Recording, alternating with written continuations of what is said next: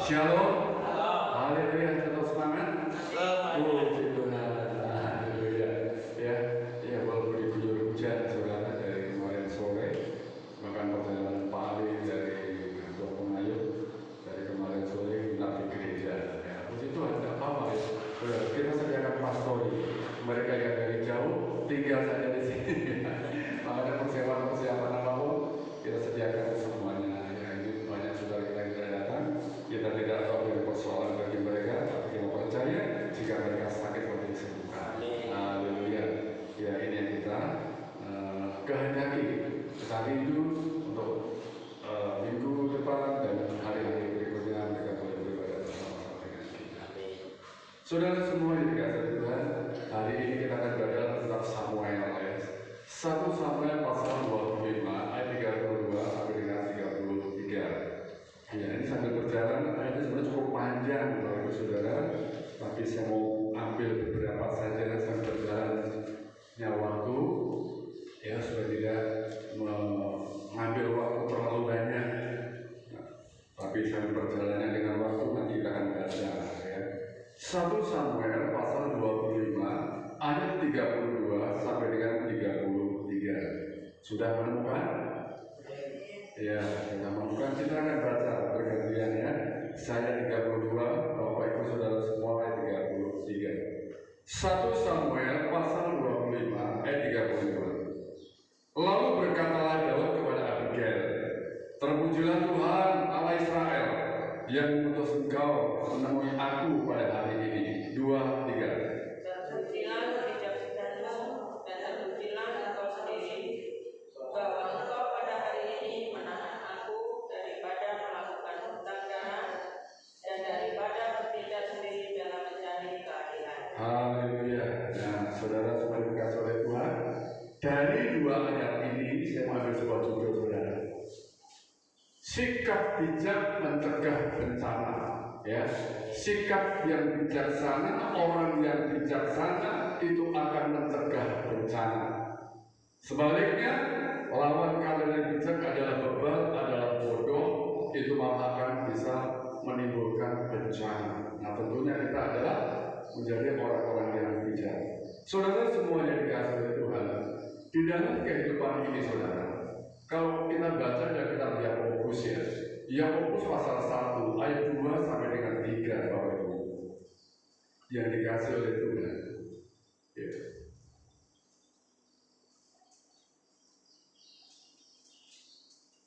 Nah, ini saudara ya, kita kembali ke Yakobus.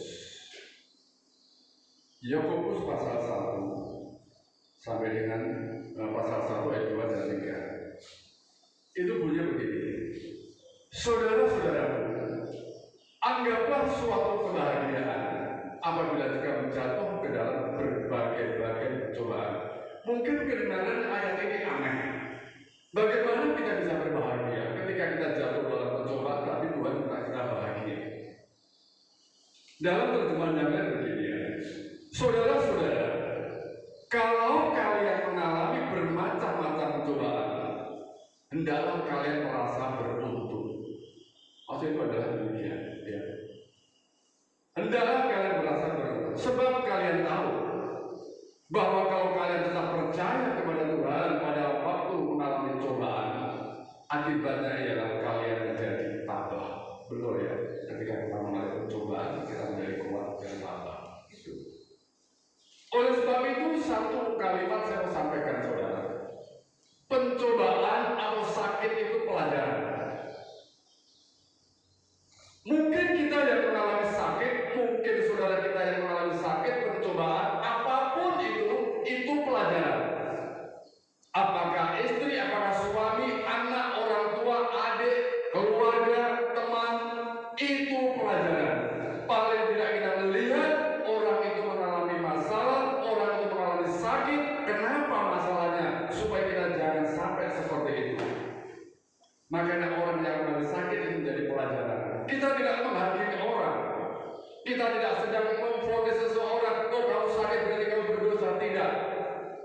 Tetapi firman Tuhan berkata kepada kita adalah demikian. Kalau kamu jatuh ke dalam berbagai pencobaan, anggaplah itu suatu kebahagiaan. Dan ini firman Tuhan itu aneh-aneh sedap juga. Bagaimana orang mengalami sakit disuruh bahagia, disuruh senang. Nah, ini mesti kita peka, ada apa? Kan gitu. Ya, ada apa ini? Oleh sebab itu saudara semua dikasih oleh Tuhan.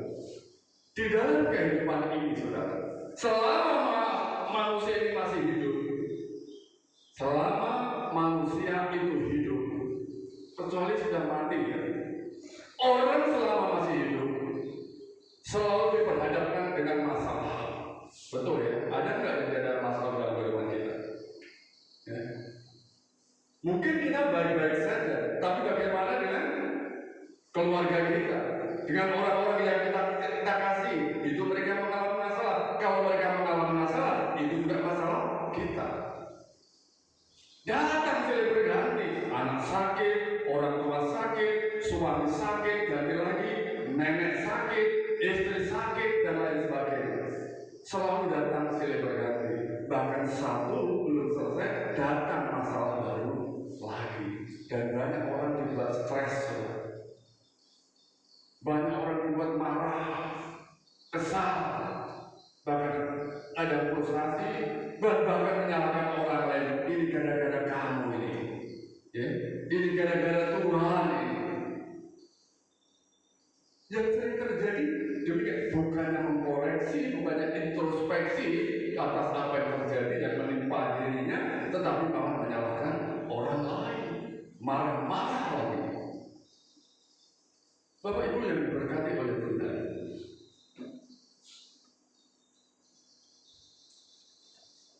mengapa kita tidak boleh marah?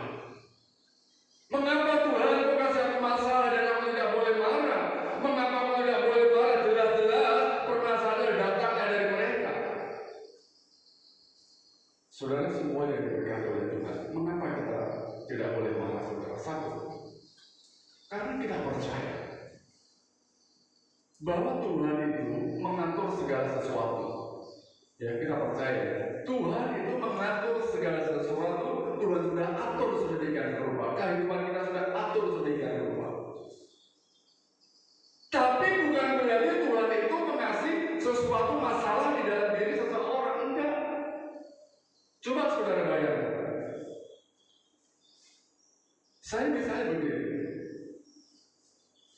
Karena saya ingin menolong anak saya, lalu anak saya masukkan ke dalam jurang, ke dalam sumur. Masukkan, belum ke dalam sumur.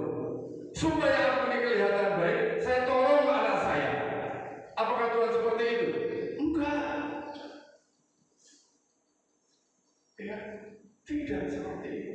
Tapi ada suatu kejadian, ada masalah yang kadang-kadang itu kesalahan diri kita sendiri. Tuhan tidak berpikir seperti itu. Masukkan seseorang ke dalam sumur, masukkan seseorang ke dalam jurang yang dalam, lalu supaya Tuhan dianggap baik, benar nanti saya masukkan kamu ke dalam jurang, saya angkat. Tuhan tidak seperti itu.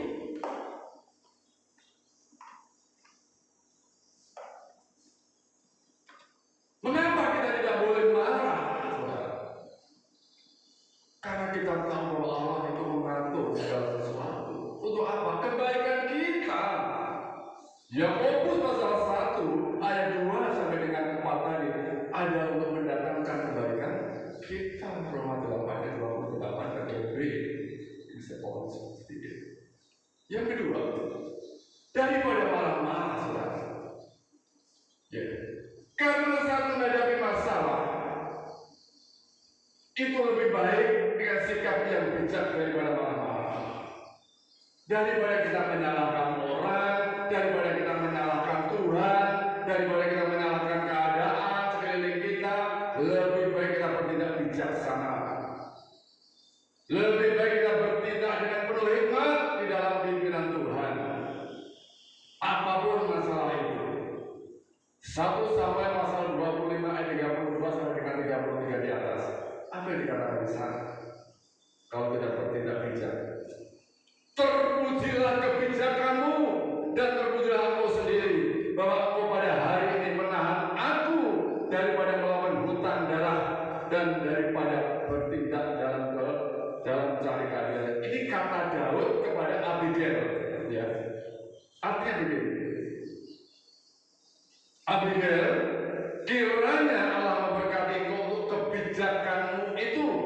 sehingga menghindarkan aku dari penumpahan darah orang yang tidak berdosa pada hari ini. Nah, ini ya saudara semua yang dikasih oleh Tuhan, ya. Apa sih itu bijaksana? Bijaksana adalah kemampuan memahami. Bijaksana kemampuan menangani suatu masalah, menghadapi suatu persoalan, menghadapi yang namanya pelajaran tadi. Itu dengan cara-cara yang benar, atasi dengan cara yang benar, selesaikan dengan cara yang benar, sehingga menghasilkan ketenteraman, haleluya, menghasilkan kedamaian, ya, menghasilkan sejahtera di antara kita semuanya. Itu namanya bijaksana.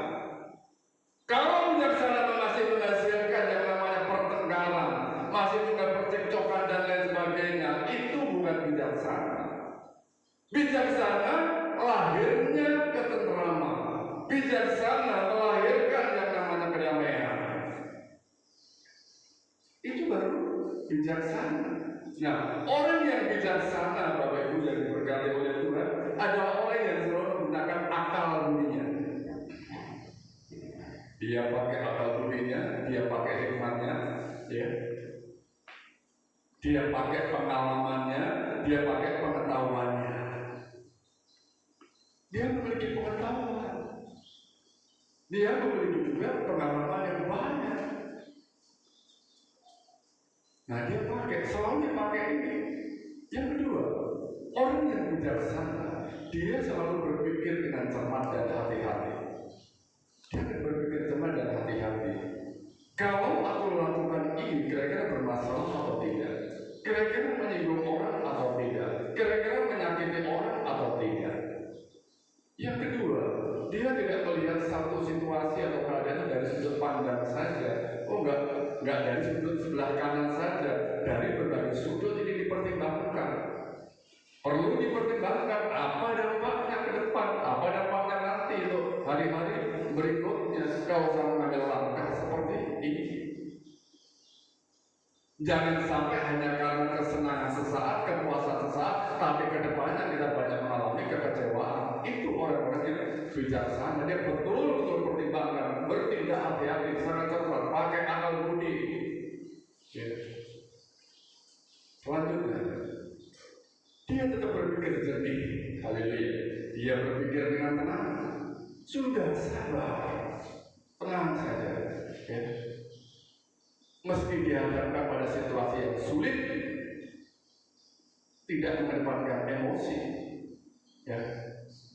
Meskipun dia berhadapan dalam situasi yang sulit dan menyakitkan, orang-orang yang bijaksana itu dia akan berpikir dengan jernih, berpikir dengan tenang, mampu menjaga ketenangan, mampu menjaga yang namanya kedamaian yang akan tercipta, memikirkan konsekuensinya, memikirkan resikonya dari tindakan keputusannya di dalam dan membuat keputusan yang baik. Dia tuh berpikir nanti resikonya apa ya bagi anakku, bagi keluargaku, dan dia pikir jauh ke depan. Ya. Seperti Bapak Ibu yang dikasih oleh Tuhan. Orang bijaksana, saudara. Orang yang bijaksana, apakah kita itu orang yang bijak atau tidak? Apakah diri kita ini orang yang bijak atau tidak? Saudara semua dikasih oleh Tuhan. Ya. Kita perlu melihat bagaimana ketika kita menghadapi masalah.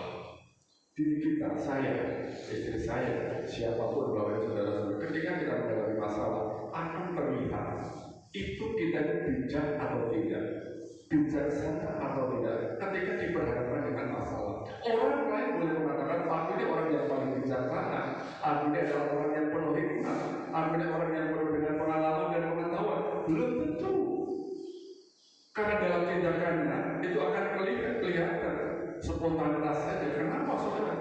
Karena ya seseorang ketika diberhadapkan pada situasi yang sulit, pada situasi di mana ini sukar sekali mengambil suatu keputusan, orang itu akan terlihat orang bijaksana atau tidak, termasuk diri kita. Ya, termasuk diri kita. Apakah kita orang tua atau orang muda, itu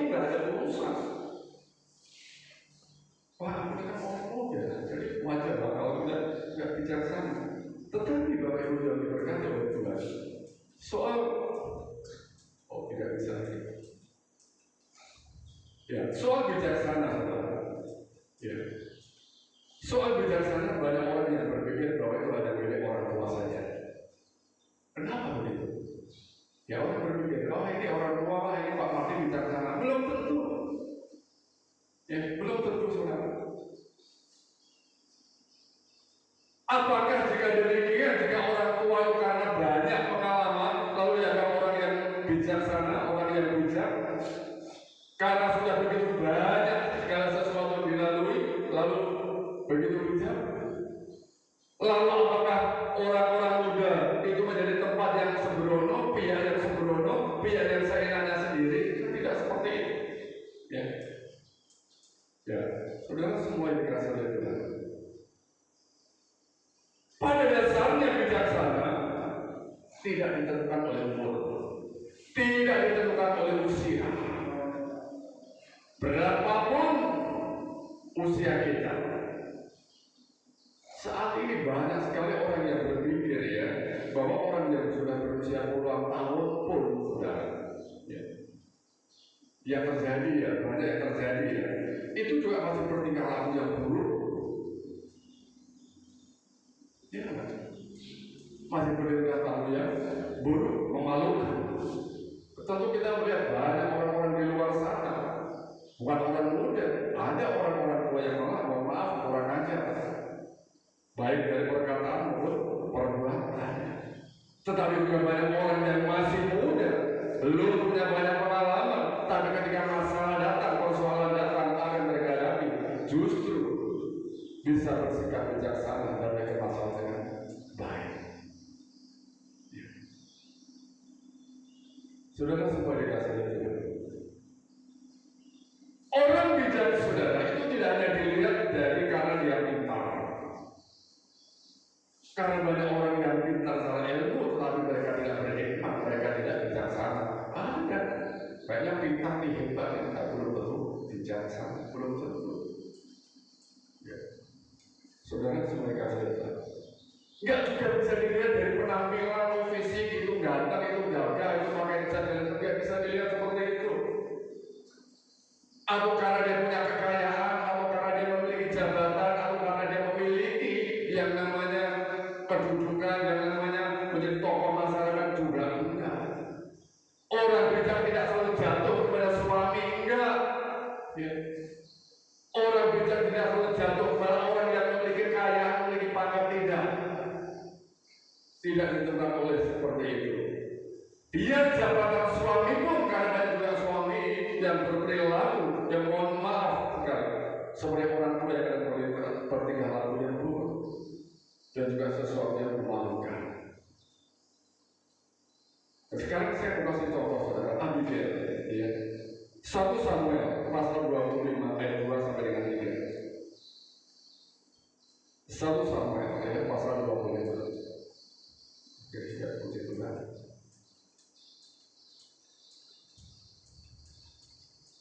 1 Samuel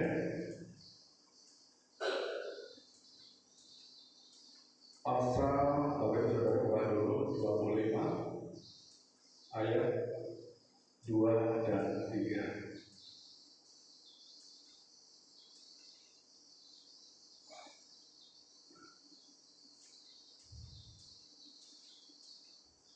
Ya, begini ini 1 Samuel pasal 25 ayat 2 sampai 3. Firman Tuhan berkata seperti ini. Ketika itu ada seorang laki-laki di Maon yang mempunyai perusahaan di Karmel. Orang itu sangat kaya. Ia mempunyai 3.000 ekor domba dan 1.000 ekor kambing. Ia ada di Karmel pada pengguntingan bulu domba-dombanya. Nama orang itu adalah Nabal dan istrinya adalah Abigail. Perempuan itu bijak dan cantik, tetapi laki-laki itu kasar, jahat kelakuannya. Ia seorang keturunan Kaleb. Nah, jelas ya, saudara, ada orang yang sangat kaya. Abigail istrinya namanya. Bijak dan cantik, luar biasa. Sudah bijak, cantik lagi. Yang kedua untuk suaminya, Nabal, itu kasar, jahat, bodoh. 1 Samuel pasal 25 ayat 25 dikatakan di sana adalah orang itu adalah orang dursila, artinya adalah orang yang bodoh. Nah ini kan suami istri betul-betul sangat kontradiksi. Jadi untuk bijaksana tidak perlu jatuh kepada suami. Ternyata firman Tuhan mengatakan justru istrinya Abigail itu adalah orang yang sangat bijak, kaya raya, punya perusahaan dalam artinya peternakan 3.000 domba, 1.000 kambing, luar biasa. Ya, pada saat sudah menggunting bulu domba-dombanya, ceritanya demikian ya dalam Alkitab ini. Nah, kenapa sih Abigail disebut orang yang bijak? Pertanyaan demikian satu. Sebelum kita menjawab pertanyaan tersebut, saudara, mari kita lihat latar belakangnya dulu ya. Sumpah Daud karena Nabal telah memaki-maki orang suruhannya. 1 Samuel pasal 25 ayat 14. Siapkan saudara Alkitab saudara, karena suatu hari akan kita tolong Bapak saudara baca ya. 1 Samuel pasal 25 ayat 14. Bagaimana perkataan Daud? Ya, saya minta tolong salah satu orang bacakan. 1 Samuel ayat pasal 25 ayat 14. Ya. Tetapi kepada Abigail istri Nabal telah diberitahukan oleh salah seorang pujananya, katanya, ketahuilah Daud menyuruh orang dari padang gurun untuk memberi salam kepada Tuhan kita, tetapi ia memaki-maki mereka. Nah, saya ulang. Ketahuilah Daud menyuruh orang-orang dari padang gurun untuk memberi salam kepada Tuhan kita. Ada orang-orang Nabal yang pada waktu memberitahu ini ada orang suruhan Daud untuk memberi salam kepada Nabal, ya. Tetapi bukannya didapat yang namanya itu sesuatu yang baik, tapi malah orang suruh dimaki-maki oleh Nabal. Saat itu kan Nabal sedang membenting bulu domba, sedang bekerja, ya. Nah, datanglah orang suruhan Daud ini untuk meminta upah. Disuruh oleh Daud, tetapi Nabal tidak memberinya, malah dimaki-makinya. Kenapa minta upah? Karena selama di padang pengembalaan ini domba-domba daripada Nabal juga dijaga oleh Daud dan juga teman-temannya. Karena orang semua diperlakukan seperti itu, akhirnya Daud ini marah.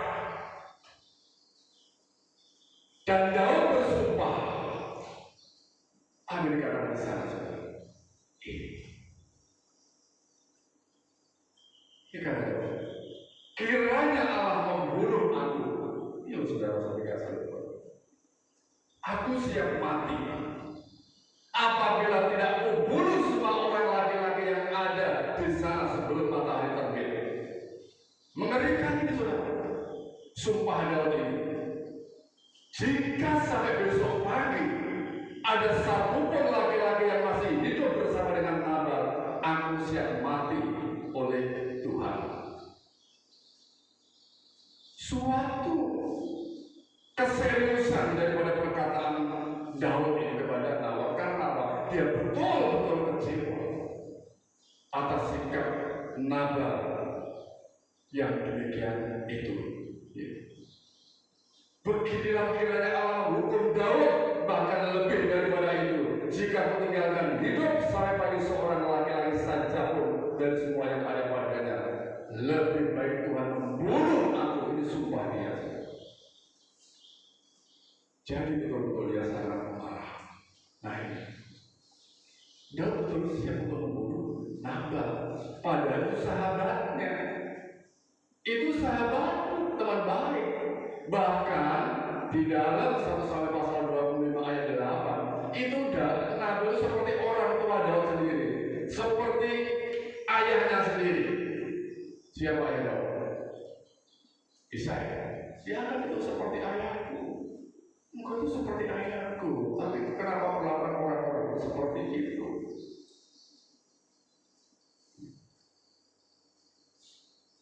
Saudara semua diberkati oleh Tuhan. Ini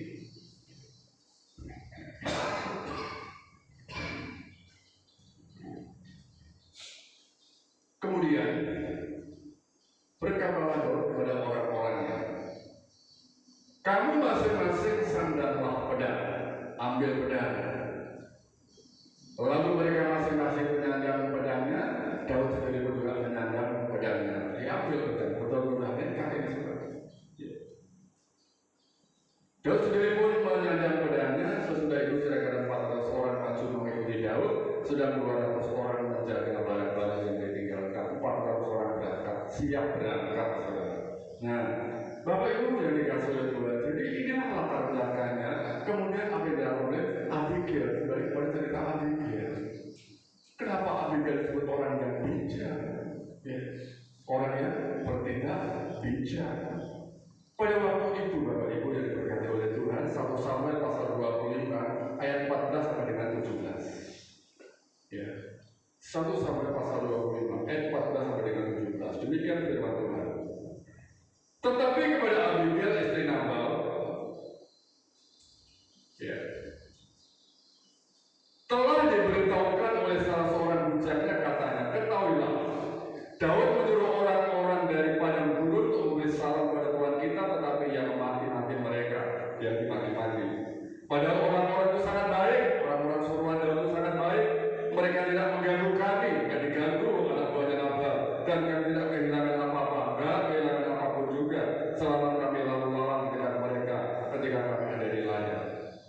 Mereka seperti pagar tembok di sekeliling kami siang dan malam, betul-betul menjaga selama kami mengembalakan domba-domba di dekat mereka. Jadi tidak terganggu sama sekali, ya, tidak terganggu sama sekali. Oleh sebab itu, kata bujaknya kepada Abigail, pikirkanlah dan pertimbangkanlah apa yang harus kau perbuat. Buruh, tolong pikirkan apa yang kau harus perbuat. Melihat suamimu itu seperti itu, sudah memaki-maki orang suruhan daripada Daud. Coba kau lakukan sesuatu, macam demikian. Sebab telah diputuskan oleh Daud bahwa celaka akan didatangkan kepada Tuhan kita. Nah, ini ancaman Daud tadi itu. Dan kepada seisi rumahnya, dan ia seorang yang dursila. Yang dimaksud sini adalah Nabal. Orang dursila adalah orang yang bodoh, sehingga orang tidak dapat berbicara dengan dia, nggak mau tahu. Orang-orang yang dursila, orang yang bodoh, biar dinasihati apa-apa nggak akan dia terima. Bapak Ibu yang diberkati oleh Tuhan, Abigail tahu betul kemarahan Daud dan akan berdampak buruk pada suaminya. Oleh sebab itu cepat-cepatlah dia bertindak. Ayat 18 sampai dengan 20. Lalu segeralah Abigail mengambil 200 roti, 2 buyung anggur, 5 domba yang telah diolah, 5 sukat bertih gandum, 100 buah kue kismis dan 200 kue arang. Dimuatnya semuanya ke atas keledai, membuat kue, buat jajan-jajanan dan makanan dan lain sebagainya. Dia dimuat di atas keledai. Lalu berkata kepada bujang-bujangnya, berjalanlah mendahului aku segera menyusul kamu. Tetapi Nabal suaminya nggak diberitahu. Gak usah kasih tahu Nabal itu. Istri apa suaminya nggak beritahu. Sudah, pokoknya kita bertindak saja. Jadi Abigail mengajak bujang-bujangnya saudara untuk bertindak. Gak perlu Nabal diberitahu. Ketika perempuan itu, ayat 20, ketika perempuan itu dengan menunggang keledainya, turun dengan terlindung oleh gunung tanpa Daud dan orang-orang turun karena dan perempuan bertemu dengan mereka. Akhirnya apa saudara? Setelah Abigail bertindak, Abigail bertemu dengan Daud. Abigail apa saudara? Dia turun dari keledai, kemudian menyembah, bukan menyembah, sujud di kaki Daud.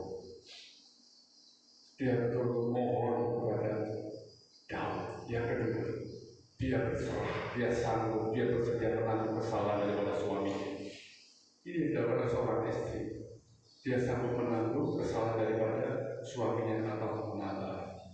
Abigail siap menanggung atas apa yang dilakukan oleh Nabal. Yang kedua, ia menyerahkan jajanan tadi, apa yang tadi, roti tadi, 200 roti, 2 buyung anggur, 5 domba yang sudah diolah, yang sudah dirincang-rincang, yang sudah dipotong. Dia bawa, dia kasihkan ini kepada, nah ini diberikan kepada Daud. Nah sudah diberikan kepada Daud dan juga anak buahnya yang tadi datang, nggak dikasih apa-apa, kalau dapat maki-makian, itu diberikan ini. Daud dikasihkan untuk kau dan juga untuk anak buah. Nah saudara coba dikasih juga. Apa yang terjadi saudara? Karena itu saudara, ketika Abigail bertemu dengan Daud, itu mencegah Daud menumpahkan darah yang tidak perlu. Rencana Daud yang ingin membunuh Nabal bersama dengan orang-orangnya, akhirnya inilah tindakan daripada Abigail supaya itu jangan sampai terjadi. Diam-diam ini menemui Daud. Abigail ini nggak perlu memandang lagi ketemu dengan Nabal, nggak usah beritahu ya. Bapak Ibu yang diberkati oleh Tuhan, ya. Di dalam ayat berikutnya begini, saudara. Daud memuji tindakan Abigail. Daud memuji tindakan Abigail. Apa yang dilakukan, saudara?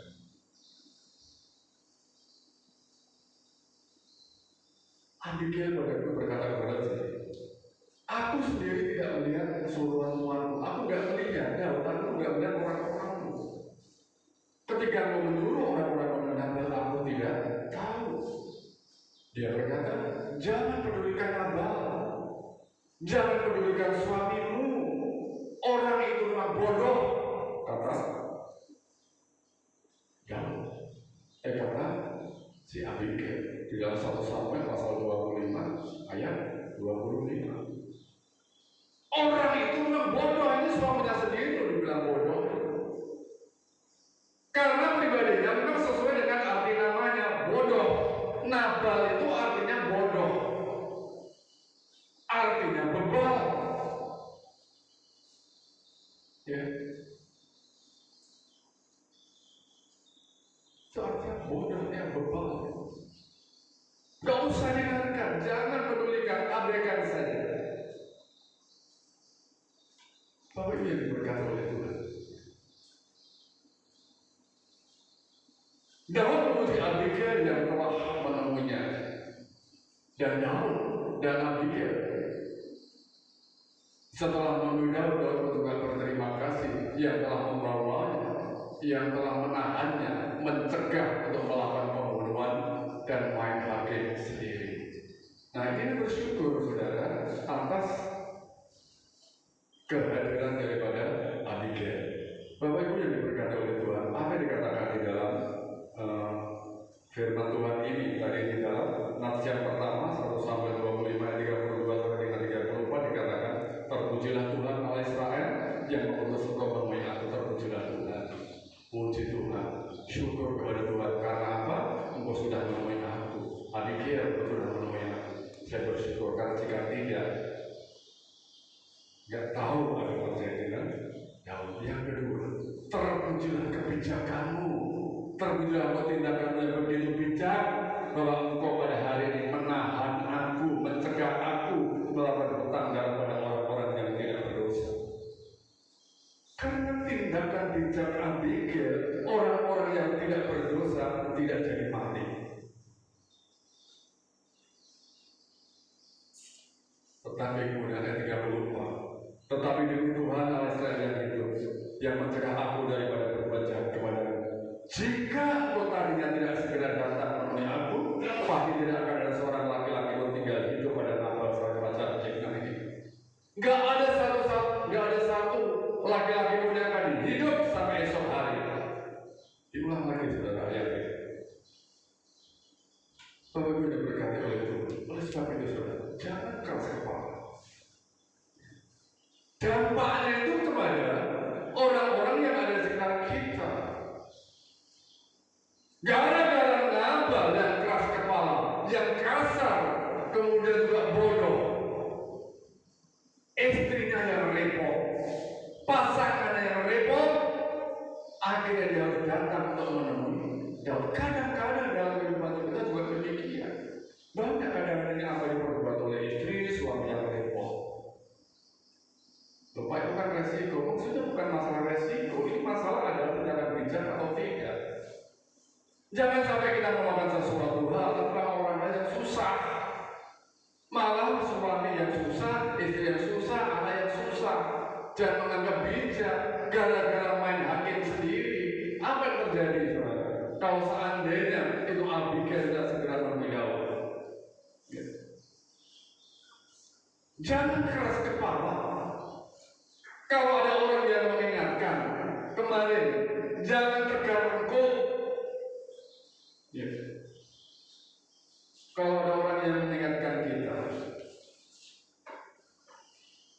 kalau tindakan Abigail terhindar dari perbuatan orang-orang yang tidak berdosa. Banyak kadang-kadang kekonyolan seseorang, kebodohan seseorang, entah itu di dalam keluarga atau di luar sana.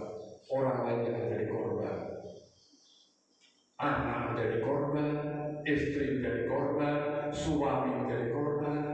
Gara-gara tindakan konyol saya, tindakan yang tidak bijak. Kadang-kadang teman sudah dibantu bukannya bijaksana, mau mempermalukan, karena jadi banyak demikian. Kan udah tolong ini, kita udah tolong, tapi bukan menjaga nama baik, tapi mau mempermalukan. Ini tindakan-tindakan yang konyol. Saudara supaya dikasih oleh Tuhan, jangan sampai tindakan kita yang tidak bijak lalu orang-orang yang tadi menjadi korban. Kasihan. Kalau diri kita yang menjadi korban itu gak masalah, bagaimana orang-orang yang ada di sekitar kita. Masalah yang terjadi, ya, pelayanan jadi korban, pekerjaan Tuhan jadi korban, dan lain sebagainya. Yang kedua, karena tindakan Abigail, saudara, Daud tidak bertindak dengan keinginan sendiri, dia tidak egois. Tindakan Abigail telah menghancurkan keegoisan daripada Daud. Saudara sebagai kasih Tuhan, inilah Daud itu betul sangat memuji tindakan daripada Abigail. Daud memuji perkataan Abigail. Apa itu, saudara? Lukas 1 sampai pasal 25 ayat 35. Ada berkata Aisyah.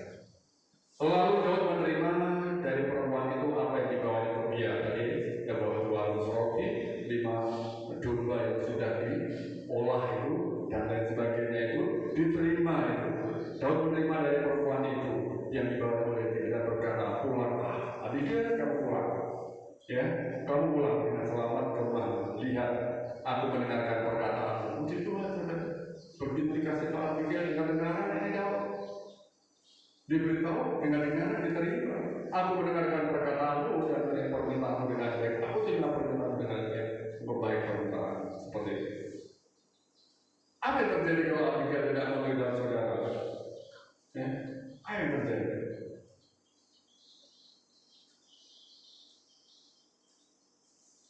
Saudara sudah dikasih Tuhan. Sekitar tahun berapa dulu kayak masih kerja di Tanjung Liga itu sudah 94 atau 96 itu saya lupa. Orang ada kontrak rumah kami yang ada di Pahlawan Solo. Ya. Kontrak itu gak bayar. Ya kami tagih lah, kami tagih.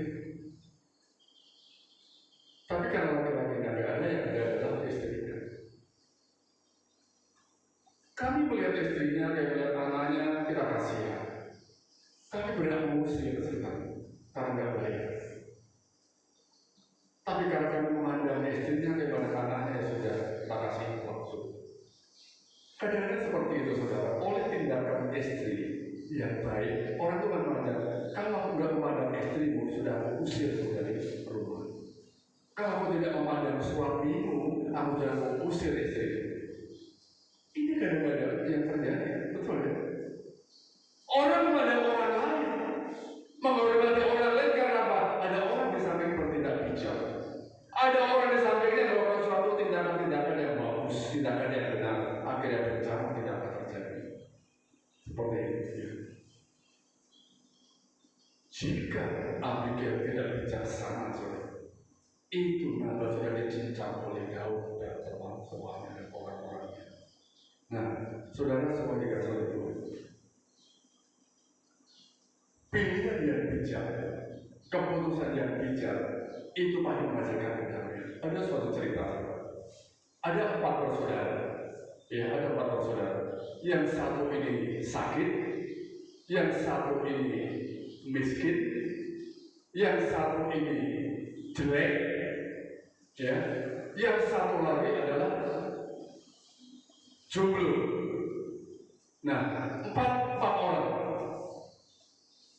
Mereka tentunya mengharapkan yang sakit itu ingin sembuh, yang miskin ini juga ingin kaya, yang jelek ini juga ingin cantik. Kalau laki-laki dia ingin ganteng, yang kemudian yang belum menikah ini juga ingin segera mendapatkan jodoh. 4 orang saudara. Ada dewa juga 4. Melihat keinginan mereka itu datanglah 4 dewa. Yang satu dewa kesembuhan, satu dewa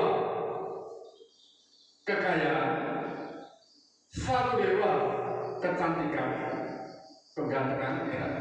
Satu dewa lagi adalah dewa cinta. Nah, datang, tahu ini ada kebutuhan 4 orang ini, 4 ini kan perlu semua. Satu perlu sembuh, satu perlu jodoh, satu perlu kaya, satu lagi perlu ganteng, perlu cantik. Tapi ada syarat, itu akan dikabulkan kalau hanya minta satu saja. Nggak boleh papan yang minta satu saja. Begini, yang sakit minta dengan kesembuhan, aku bisa disembuhkan. Dikasih, tapi kamu saya kasih kesembuhan, tapi saudaramu yang jelek akan tetap jelek. Saudaramu yang miskin akan tetap miskin. Saudaramu yang jomblo akan tetap jomblo. Mau kamu kasih seperti itu? Bagaimana saudara? Kamu saudara dikasih seperti itu, mau nggak? Saudara dikasih ini, aku ingin kaya, Pak Ali ingin kaya, tapi anakmu tetap sakit. Istrimu nanti akan tetap jelek. Misalnya tidak seperti itu, ini contoh saja. Misalnya. Kemudian satu lagi, nanti yang satu lagi tetap jomblo. Kira-kira seperti itu. Mau atau tidak? Kira-kira istrinya, Pak Ali, anak-anaknya, terima enggak? Kamu terima seperti itu, aku masih seperti ini, bagaimana? Saat istrinya minta cantik, aku minta cantik. Enggak apa-apa, aku kasih cantik, tapi suaminya akan tetap sakit. Suamimu akan tetap sakit, anakmu akan tetap jomblo, kemudian anakmu yang satu lagi akan tetap jelek. Bagaimana? Apa yang saudara pilih? Kalau pilihanmu bijak, maka aku akan menemukan kedamaian. Tapi bagaimana aku bisa damai, mendapatkan kesembuhan, mendapatkan kecantikan, sementara orang-orang di sekitar masih menderita? Apa yang saudara pilih? Ini tentang ilustrasi, ya saudara. Ini ilustrasi untuk memudahkan tindakan kita itu membawa kedamaian atau tidak, membawa ketenteraman atau tidak bagi orang-orang yang ada di sekitar kita. Kan itu syaratnya. Boleh kamu tidak sembuh, boleh kamu tidak cantik, boleh kamu tidak ganteng. Tapi itu tadi, kalau kamu tidak ganteng, berarti itu masih tetap sakit, itu masih tetap miskin, yang satu lagi masih tetap belum akan menikah, dan itu seterusnya gitu, saudara. Nah, tindakan bijak tidak akan mengorbankan orang-orang yang ada di sekitarnya. Itu tindakan bijak itu seperti itu. Pasti akan mencegah bencana, akan mencegah yang namanya masalah. Orang yang mengerti begini. Ada seekor monyet, cerita lagi saudara. Ada seekor monyet, diperhadapkan antara pisang dan uang 5 juta. Kira-kira pilih yang mana monyet ini? Pisang. Kenapa? Karena monyet ini nggak ngerti apa gunanya pisang, apa gunanya uang. Padahal kalau dia mengerti, dia punya uang 5 juta, dia besok dirobak itu namanya pisang. Ini karena dia nggak ngerti. Kadang-kadang juga seperti itu manusia terjadi. Tindakan-tindakan dianggap begitu bijak sama sekali, begitu sangat bijak, begitu sangat berhikmat, berpengetahuan. Tapi pada itu adalah belum tentu benar. Karena apa? Masih ada orang-orang di sekitar kita yang kadang-kadang hatinya ini sakit. hatinya kadang-kadang ini tidak memiliki kedamaian. Ya. Coba bayangkan dengan 4 orang.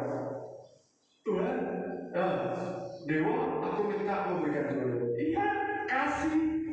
Gak apa-apa. Tapi bagaimana saudaramu itu tetap miskin, mau. Yang sakit tetap sakit, mau. Yang satunya tetap jelek, mau. Nah, kita gak usah tanya apa keputusan akhirnya. Ini soal kebijakan, saudara. Soal kebijakan. Apa ya? Maksud saya adalah namanya kebijakan, tindakan kebijakan itu akan mengorbankan orang-orang di sekitar. Bahkan dari berkata oleh Tuhan, apa yang terjadi kalau orang itu egois? 4 orang salah satu egois saja, mementingkan dirinya sendiri. 3 orang saudara yang akan jadi korban. Ya, 3 orang. Mereka ini pada saling mengasihi, saudara. Mereka saling mengasihi. Tetapi gara-gara tindakan tidak bijak, gara-gara egois bisa salah satu saja, 3-tiganya ada yang 3 orang akan menjadi korban. Nah, oleh sebab itu kita mungkin perlu bertanya, saudara. Kalau aku melakukan keputusan ini, ambil keputusan seperti ini, atau Bapak Ibu sekarang sudah mengambil suatu keputusan besar, sekalipun dipikirkan adalah, ya, yang perlu dipikirkan adalah pilihan keputusan tindakan yang bijaksana itu menghancurkan keegoisan kita atau tidak. Itu kira-kira orang-orang di sekitar kita itu seperti apa? Setelah aku mengambil keputusan seperti ini mereka ini damai-damai saja atau tidak, baik-baik saja atau tidak, ini perlu dipikirkan. Jadi apa dampak pilihan kita? Dampak pilihan kita, apa kebijakan yang sudah kita ambil dampaknya bagi orang-orang yang ada di sekitar kita? Nah, sudah. Itu yang perlu dipikirkan. Menghancurkan keegoisan sudah tidak akan bicara keegoisan kita. Yang kedua, wahyu orang membawa kedamaian dan ketentraman. Diri kita orang-orang yang lain. Bahkan kadang-kadang perlu kita korbankan keegoisan kita supaya orang-orang tadi adalah damai. Ya, supaya kita dapat kedamaian. Selanjutnya, bijaksana bisa membuat keputusan yang tepat. Haleluya. Orang yang bijaksana bisa membuat keputusan yang tepat. Ya seperti dilakukan Abigail tadi, pasti itu saudara dia tahu ya. Karena kalau tidak, itu Nabal jadi cincang itu bisa jadi korban itu. Yang kedua, tindakan bijak itu adalah menghindari konflik dalam lingkungan sendiri, konflik dengan teman, konflik dengan saudara dan sebagainya. Itu nanti tindakan bijak. Yang ketiga adalah kebijakan menyelesaikan masalah dengan cara yang tenang. Selesaikan dengan tenang, selesaikan dengan berpikir jernih, ya, selesaikan dengan akal budi tadi itu, ya, selesaikan dengan pengetahuan dan pengalaman yang kita punya. Ya, Bapak Ibu yang dikasih oleh Tuhan, biar bisa memberkati, ya, kiranya firman Tuhan boleh menguatkan kita, biar kita berdoa dan saudara mengisi untuk maju ke depan. Mari kita berdoa, saudara, oleh karena kebijakan, kita boleh memperoleh kemenangan demi kemenangan. Tuhan, kita bersyukur kepada Engkau, buat kebenaran